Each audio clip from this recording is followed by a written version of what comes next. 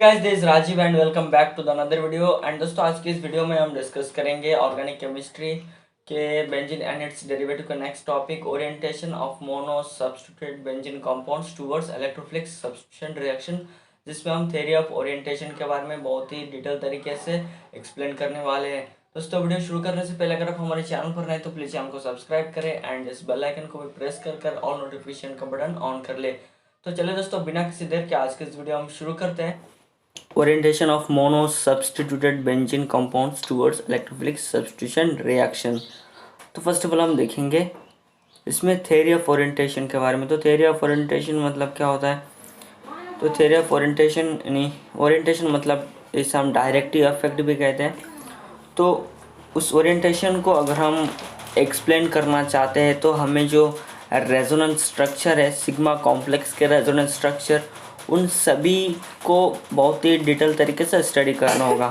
तो sigma complex जिसे हम कार्बोकैटायन भी कहते हैं, वो कैसे फॉर्मेशन होते हैं जब इलेक्ट्रोफाइल ऑर्थो, मेटा या फिर पैरा पोजीशन जो मोनोसब्स्टिट्यूटेड जो बेंजीन होती है, तो different types of substituted benzene, तो उसके ortho, para and Meta position कहीं पर भी अगर इलेक्ट्रोफाइल अटैक करते हैं तो जिससे सिग्मा कॉम्प्लेक्स ऑब्टेंड होती है। तो उन सिग्मा कॉम्प्लेक्स के कई सारे रेजोनेंस स्ट्रक्चर होती है, तो उनके जो स्ट्रक्चर है उनको स्टडी बहुत ही डिटेल तरीके से स्टडी करना होगा, तो जिससे हम उसके ओरिएंटेशन को एक्सप्लेन कर पाएंगे। तो फर्स्ट ऑफ ऑल हम देखेंगे ortho para directing groups which having electron releasing inductive effect.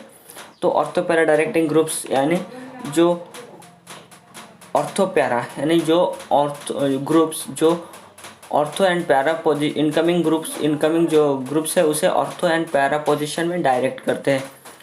तो फर्स्ट ऑफ ऑल हम डिस्कस करेंगे अल्काइल ग्रुप्स के बारे में। तो अल्काइल ग्रुप जो है जिसके पॉजिटिव इंडक्टिव इफेक्ट्स है और ये एक इलेक्ट्रॉन रिलीजिंग इफेक्ट्स भी प्रोड्यूस करता है। एंड तो ये जो है एक उसके सिग्मा कॉम्प्लेक्स के बारे में हम देखेंगे। तो जब अल्काइल ग्रुप्स यानी यहाँ पर हम CH3 यानी अल्काइल ग्रुप्स को यूज़ किया है, यानी यहाँ पर है टॉलिन। तो टॉलिन में जब electrophile ortho, Meta and para position में अटैक करते हैं तो उसके बारे में हम देखेंगे। तो जिसमें कार्बोकैटायन फॉर्मेशन हुए हैं जिसे सिग्मा कॉम्प्लेक्स कहते हैं, तो उसके जो तीन जो ऑर्थो, पैरा एंड मेटा जो पोजीशन में जब इलेक्ट्रोफाइल अटैक करते हैं, तो इसमें जिसमें ऑर्थो पोजीशन में अटैक किया टॉलिन के, एंड इसमें पैरा पोजीशन में एंड इस मेटा पोजीशन जो कि मेटा पोजीशन में अटैक किया इलेक्ट्रोफाइल में। तो इनके ऑर्थो, पैरा एंड मेटा जिनके सिग्मा कॉम्प्लेक्स के तीन रेजोनेंस स्ट्रक्चर बनते हैं, तो उनके स्ट्रक्चर के बारे में हमें डिटेल तरीके से स्टडी करना होगा। तो यहाँ पर देखिए जो पोजीशन 1 एंड पोजीशन 5, तो इनमें जो पॉजिटिव चार्जेस है इलेक्ट्रोफाइल की, इनके जो पॉजिटिव चार्जेस है वो जो है इस कार्बन में अटैच है, कार्बन 1 में अटैच है, लेकिन ये कार्बन 1 जो है दूसरे एक टॉलिन ग्रुप से अटैच है, यानी अल्काइल ग्रुप से अटैच है। तो इसलिए ये जो 1 एंड 5 है ये दोनों मोर स्टेबल है। द सिग्मा कॉम्प्लेक्स और carbocation intermediate is a resonance hybrid of 3 structure, जो कि हमने पहले ही स्टडी किया है, जिसमें तीन स्ट्रक्चर होते हैं। एंड जो अल्काइल ग्रुप्स है वो एक इलेक्ट्रॉन रिलीजिंग इफेक्ट को प्रोड्यूस करता है, क्योंकि जो कार्बोकैटायन है जो एक इलेक्ट्रॉन रिलीजिंग ग्रुप्स है अल्काइल ग्रुप्स, तो इसलिए जो पॉजिटिव चार्ज है हर जगह डिस्पर्स करते हैं, जिसके चलते वो कार्बोकैटायन जो है स्टेबलाइज्ड होते हैं। ये जो कार्बोकैटायंस है सभी वो स्टेबलाइज होते हैं।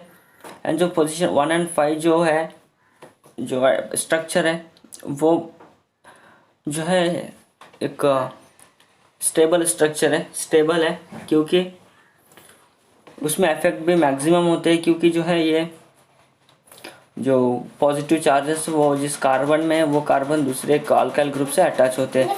लेकिन अगर आप देखेंगे इन सभी स्ट्रक्चर में से सिर्फ 1 एंड 5 में ही जो पॉजिटिव चार्जेस है वो एक टॉप में अटैच है, एंड वो जो कार्बन से अटैच है वो कार्बन दूसरे अल्काइल ग्रुप से अटैच है। तो इसमें और कोई भी ऐसा स्ट्रक्चर नहीं है जिसमें पॉजिटिव चार्ज इस पोजीशन में होगा। अब हम देखेंगे ortho para directing groups which having electron withdrawing inductive effect and electron releasing inductive effect, फिर मेटा इफेक्ट, रेजोनिंग और मिसोमेरिक इफेक्ट। तो जो इससे रेजोनेंस एंड इस मिसोमेरिक इफेक्ट। सो एग्जांपल हम क्या लेंगे, एग्जांपल हम अमाइन ग्रुप्स लेंगे। तो अमाइन ग्रुप्स में जो अलग अलग सिग्मा कॉम्प्लेक्स फॉर्मेशन होती है, जिसमें ऑर्थो पैरा एंड मेटा जब इलेक्ट्रोफाइल अटैक करती है पोजीशन में, ortho para and Meta position में जब इलेक्ट्रोफाइल अटैक करती है, जिसमें सिग्मा कॉम्प्लेक्स फॉर्मेशन होती है और उसके कई सारे स्ट्रक्चर है, उसी के बारे में हम स्टडी करेंगे। तो फर्स्ट ऑफ ऑल देखेंगे हम ऑर्थो अटैक के। तो ऑर्थो अटैक में आप देख सकते हैं कि इसमें जो है 4 स्ट्रक्चर है, सिग्मा कॉम्प्लेक्स है, फिर कार्बोकेटाइन के 4 स्ट्रक्चर है, पैरा में भी 4 है, लेकिन मेटा में सिर्फ 3 स्ट्रक्चर है। So ortho para position complex often resonance hybrid of 4 structure at meta position only 3 and 4 and 7 are the more stable positive charges delocalized on the nitrogen atom as well as the ring carbon atom। तो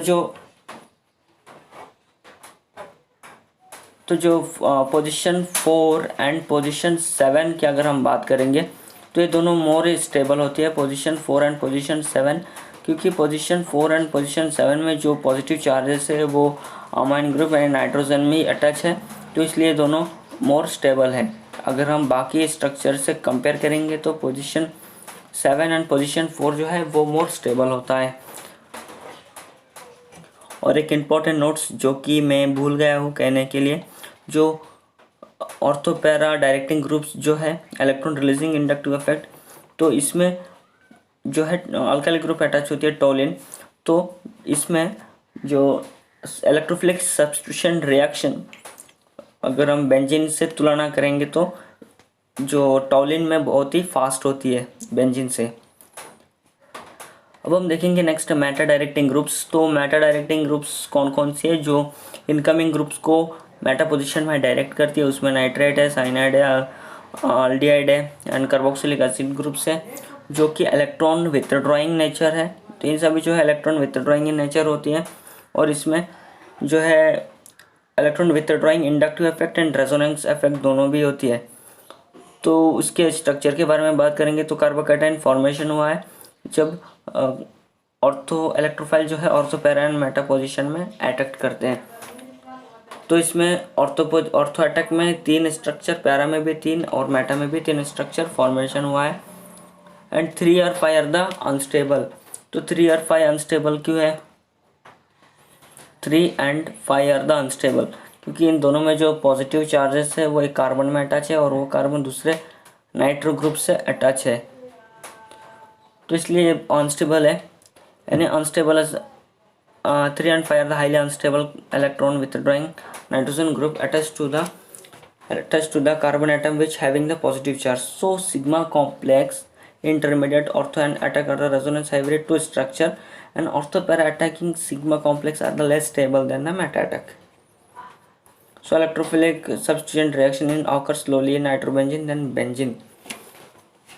तो इसमें जब इसमें क्या होता है, इसमें जो है ये स्ट्रक्चर हाईली अनस्टेबल है, तो अगर हम इसको निकाल देंगे तो सिर्फ 2 ही स्ट्रक्चर बचता है और इसमें भी हाईली ये जो फिफ्थ पोजीशन है वो भी हाईली अनस्टेबल है, तो इसमें सिर्फ 2 ही स्ट्रक्चर बचता है। तो अगर हम मेटा अटैक के साथ इन दोनों की कंपेयर करेंगे तो ये जो स्ट्रक्चर है ये जो है स्टेबल है एंड ये जो है ये ज़्यादातर जो है अनस्टेबल स्ट्रक्चर्स है। एंड जो नाइट्रोबेंजीन में इलेक्ट्रोफिलिक सब्स्टिट्यूशन रिएक्शन जो है वो बहुत ही स्लोली होती है अगर हम बेंजीन की कंपेयर करेंगे तो अगर हम टोलिन से कंपेयर करेंगे तो टोलिन में फास्ट होता है एंड जो नाइट्रोबेंजीन है उसमें स्लो होता है। तो दोस्तों मैं करता हूँ कि आज की इस वीडियो आपको पसंद आया होगा। वीडियो पसंद है तो लाइक करें, अगर आप हमारे चैनल पर नए हैं तो प्लीज़ चैनल को सब्सक्राइब करें। लौटेंगे एक नई वीडियो के साथ। Thanks for watching.